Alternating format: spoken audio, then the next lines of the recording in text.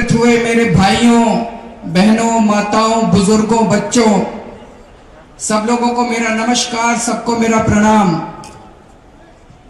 दोस्तों, आज हम लोग बड़ी दुख की घड़ी में इकट्ठे हुए हैं। पूरे देश के अंदर ऐसा माहौल हो गया है, चारों तरफ अफरा तफरी का माहौल है। लोगों के घर में खाना नहीं है, लोग 500 हजार के नोट लेके घूम रहे हैं, लेकिन बाजार में रोटी नहीं मिल रही, सब्जी नहीं मिल रही, दूध नहीं मिल रहा, अपने बच्चों के लिए दवा दारू नहीं मिल रही। प्रधानमंत्री जी ने 500 हजार के नोट बंद कर दिए। कहते हैं काला धन और भ्रष्टाचार कम करेंगे। दोस्तों, इस देश के अंदर पिछले कुछ सालों में काला धन और भ्रष्टाचार के खिलाफ खूब जम के लड़ाई लड़ी है हम लोगों ने, सारा देश जानता है। कुछ साल पहले अन्ना हजारे जी का आंदोलन हुआ था, सारा देश इकट्ठा हुआ था। पिछले कुछ सालों के अंदर भ्रष्टाचार के खिलाफ हमने अपनी जान भी दांव पे लगाई है। दो बार मैंने अनशन किया। एक बार 10 दिन के लिए भूखा रहा, एक बार 15 दिन के लिए भूखा रहा। शुगर का मरीज हूं, डॉक्टरों ने कहा था 48 घंटे से ज्यादा ये भूखा रहेगा तो जिंदा नहीं रहेगा। लेकिन भ्रष्टाचार के खिलाफ, उस वक्त की कांग्रेस सरकार के भ्रष्टाचार के खिलाफ 2 बार मैंने अनशन किया था। एक बार 10 दिन का अनशन किया था, एक बार 15 दिन का अनशन किया था। दोस्तों, ऐसे टाइम में जब लोग रॉबर्ट वाड्रा का नाम लेने से डरते थे, हम लोगों ने रॉबर्ट वाड्रा के भ्रष्टाचार के कागज सारे देश के अंदर रखे थे। इस देश के जो सबसे बड़े बड़े अरबपति लोग हैं, शक्तिशाली लोग हैं, जिनका नाम लेने से सारी पार्टियां घबराती हैं, उनके स्विस बैंक के अकाउंट नंबर मैं लेके आया था। अकाउंट नंबर इस देश के सामने रखे थे। अपनी जान दांव पे लगाई है इस देश में भ्रष्टाचार के खिलाफ आवाज उठाने के लिए। मोदी जी, अगर आपका यह कदम वाकई भ्रष्टाचार के खिलाफ होता, अगर आपका यह कदम वाकई काला धन को खत्म करने के लिए होता, सबसे आगे आपको अरविंद केजरीवाल और आम आदमी पार्टी नजर आते। इसके लिए हम राजनीति नहीं करते। हमारी मोदी जी से 100 असहमतियां हो सकती हैं, कई मुद्दों पे असहमतियां हैं, लेकिन जब जब उन्होंने अच्छा काम किया, हमने आगे बढ़ के उनका स्वागत किया। उन्होंने स्वच्छ भारत का ऐलान किया, मैं और मेरे सब लोग झाड़ू लेके हम बाहर निकले थे, उनका स्वागत किया था हम लोगों ने। उन्होंने योगा डे किया, मेरे सब लोग, हम लोग अपने अपने घर से चटाई लेके गए थे इंडिया गेट के ऊपर, हमने मोदी जी के साथ योगा किया था, उनका स्वागत किया था। मोदी जी ने सर्जिकल स्ट्राइक किए, मैंने वीडियो जारी करके मोदी जी को सलाम किया था कि बड़ा अच्छा काम किया, आपने पाकिस्तान को चने चबा दिए। लेकिन मोदी जी, अगर आप काला धन और भ्रष्टाचार खत्म करने के नाम पे देशभक्ति की आड़ में घोटाले करोगे, तो उस घोटाले के खिलाफ लड़ने के लिए भी जान की बाजी लगा देंगे इस देश के लोगों के लिए। कहते हैं भ्रष्टाचार दूर करेंगे, 500 हजार के नोट बंद करके कई लोगों से बात कर ली मैंने पूछा, ये बताओ 500 का नोट खत्म करके 2000 का नोट लाने से भ्रष्टाचार कैसे खत्म होएगा? भाई, पहले किसी को 1 लाख रुपए रिश्वत देनी होती थी, वो जेब में 100 नोट लेके जाता था 1-1 हजार के, अब उसको 50 ही नोट लेके जाने पड़ेंगे 1-2 हजार के। तो भ्रष्टाचार कैसे खत्म होएगा भाई साहब? पहले किसी ने अपने कमरे में 100 करोड़ रुपए रख रखे थे 1-1 हजार के, अब उतनी जगह में 200 करोड़ रुपए आ जाएंगे 2-2 हजार के। तो बताओ काला धन कैसे खत्म होएगा? मेरी तो समझ के परे है। इनकम टैक्स में कमिश्नर था, थोड़ी बहुत समझ मेरे को भी आती है, उतना अनपढ़ आदमी नहीं हूं मैं, थोड़ा बहुत समझ मेरे को भी मेरे को ये समझ में नहीं आ रहा कि ये 500 1000 के नोट खत्म करके 2-2 के नोट लाने से काला धन और भ्रष्टाचार कैसे खत्म होएगा। शुरू हो गया भ्रष्टाचार, आपने अखबारों में पढ़ा होगा। कल एक खबर छपी थी, गुजरात के अंदर एक आदमी 3 लाख रुपए 2-2 हजार रुपए के एक अफसर रिश्वत लेते पकड़ा गया। तो भाई साहब 1000 रुपए के खत्म हुए, अब 2-2 हजार में रिश्वत लेनी चालू कर दी इन्होंने। मध्य प्रदेश के अंदर 3 अफसर पकड़े गए हैं परसों, नए 2-2 हजार के नोट के 25,000 रिश्वत लेते हुए। पहली बात तो यही है, हमें तो 2,000 रुपए भी नहीं मिल रहे एटीएम में, उनको 3 लाख रुपए की रिश्वत देने के पैसे किसने दे दिए भाई साहब? तो इसका मतलब काला धन भी शुरू हो गया। 2 नंबर के अंदर ये 2-2 हजार के नोट बिकने शुरू हो गए।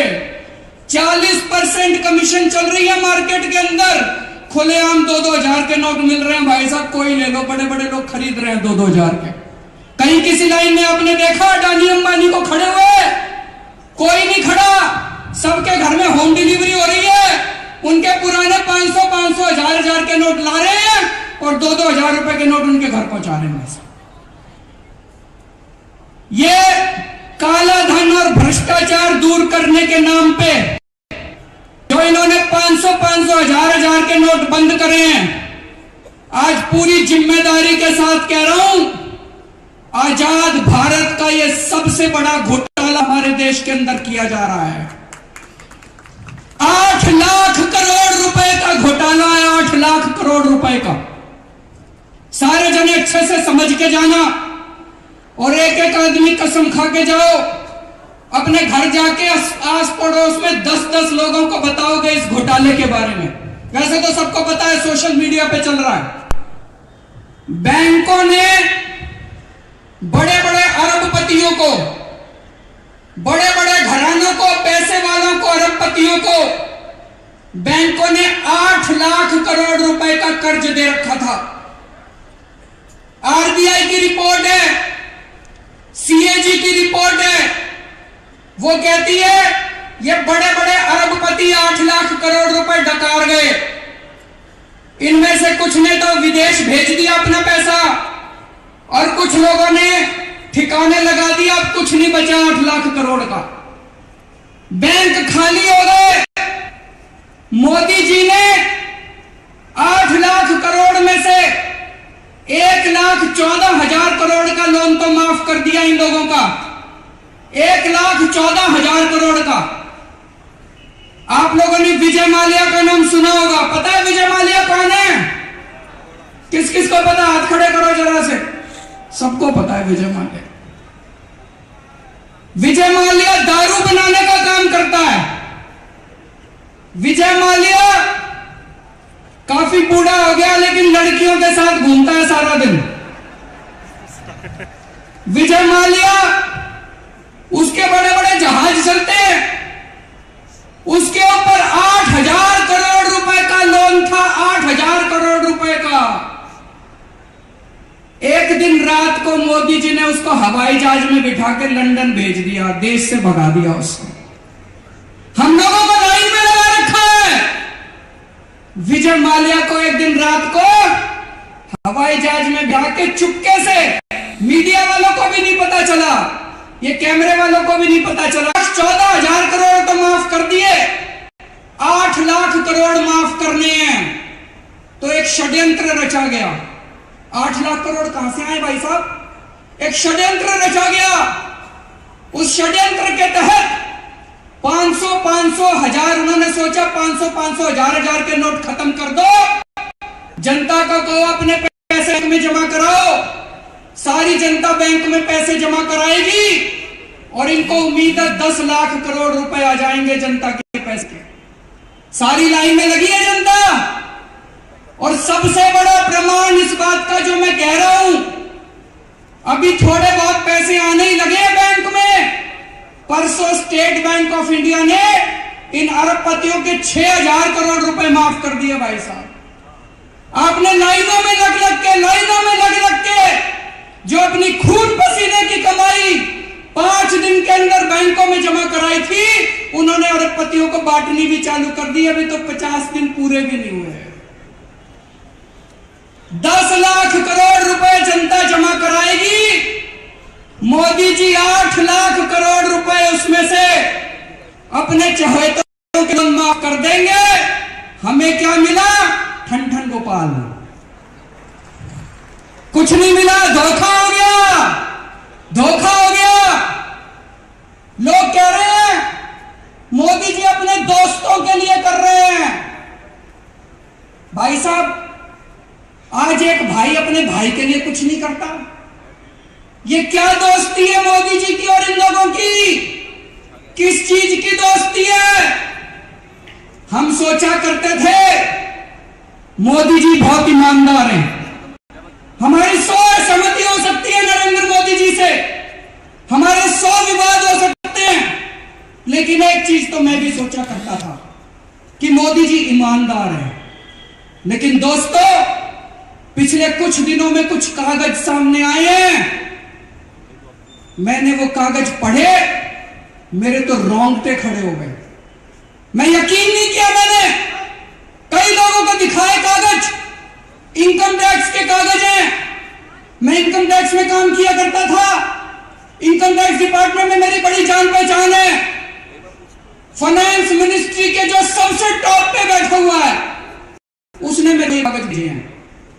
आज मैं ये कागज दिखाने के लिए लाया हूं आपको सबको। ये कागज देखो जरा से, ये रिपोर्ट है। बिड़ला का नाम सुना है सबने? बिड़ला, किस किसने सुना है बिड़ला का नाम? दोस्तों, 15 अक्टूबर 2013 को बिड़ला के यहां इनकम टैक्स की रेड हुई। बिड़ला के कंप्यूटर से, लैपटॉप से कई कागज मिले और उसमें एक कागज मिला, उसमें लिखा था, ये वो कागज है, इसमें लिखा है Gujarat CM 25 crore 12 done rest question mark.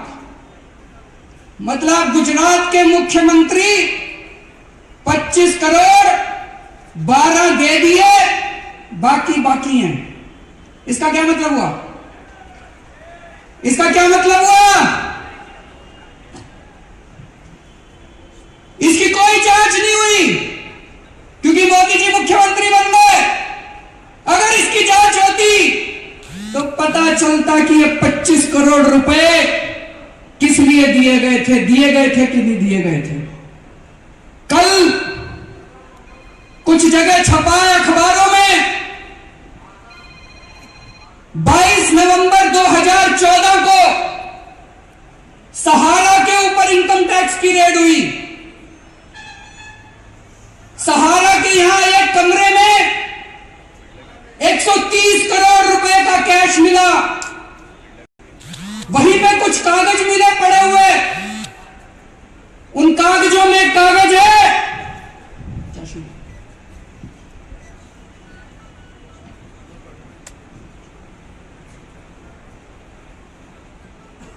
उन कागजों में एक ये भी कागज है।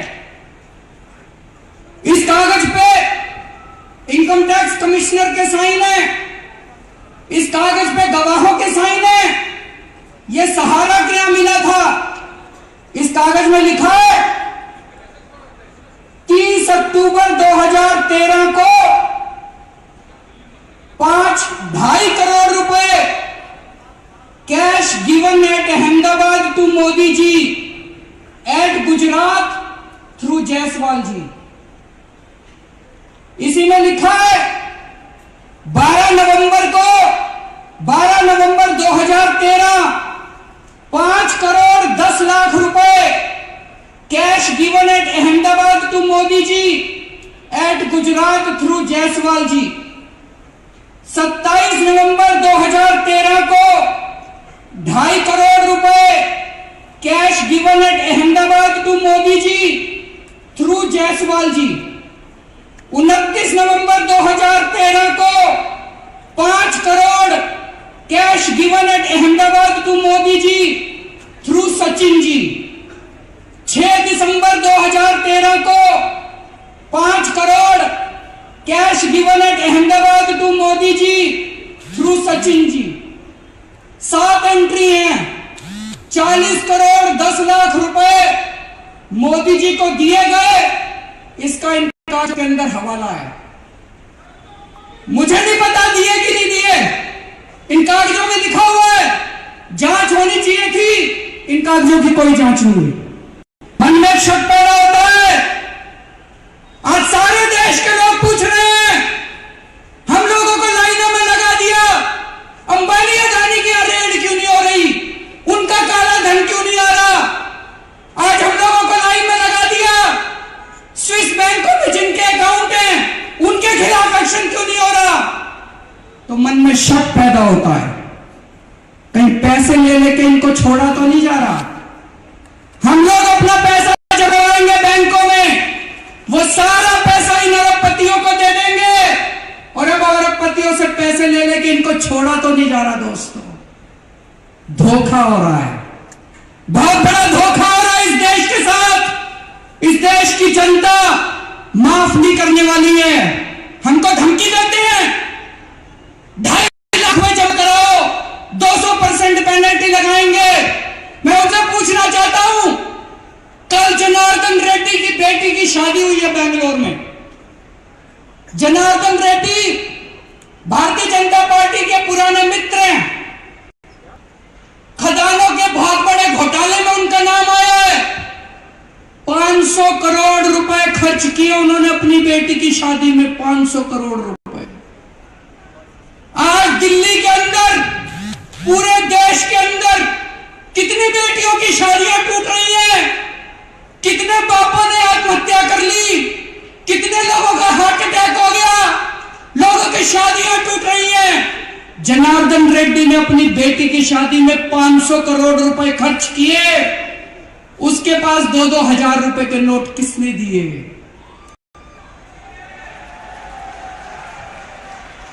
उसकी नोट की बदली किसने करी? वो तो लाइन में खड़ा नहीं हुआ। आज अभी कौन है वो जिसने अभी प्रेस कॉन्फ्रेंस करी थी, कौन सा अफसर है वो? सरकार ने अभी प्रेस कॉन्फ्रेंस करी है।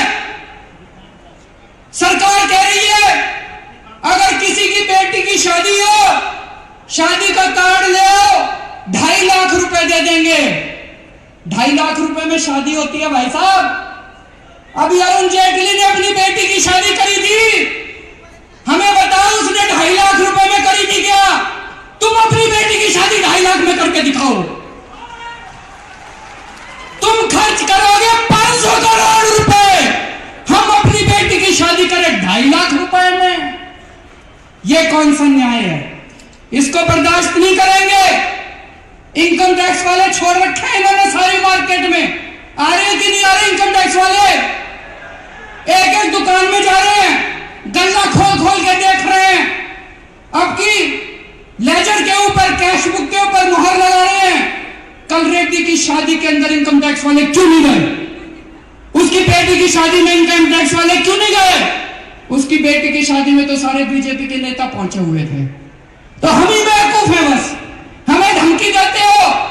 मोदी जी, इस देश की जनता चेतावनी दे रही है। अगर देशभक्ति के लिए इस देश की जनता को जान की बाजी लगानी पड़ी तो जान की बाजी भी लगाएगी, लेकिन हमें बेवकूफ मत बनाओ कि लाइनों में खड़े होना देशभक्ति है। आप तो हमें लाइनों में खड़े करो और खुद इन बड़े बड़े लोगों के साथ गुलछर्रे उड़ाओ। यह इस देश की जनता बर्दाश्त करने वाली नहीं है। 40 लोगों की मौत हो चुकी है। कौन है इनकी मौत का जिम्मेदार? कौन है इनकी मौत का जिम्मेदार? कौन है इनकी मौत का जिम्मेदार? इस देश की जनता बर्दाश्त नहीं करने वाली। हमारी पेशेंस की, सब्र का इम्तिहान मत लो। यह आजादपुर मंडी है। मैं बहुत बार आया हूं इस मंडी में। पूरी मंडी सब्जियों से भरी रहा करती थी, पूरी मंडी फलों से भरी रहा करती थी।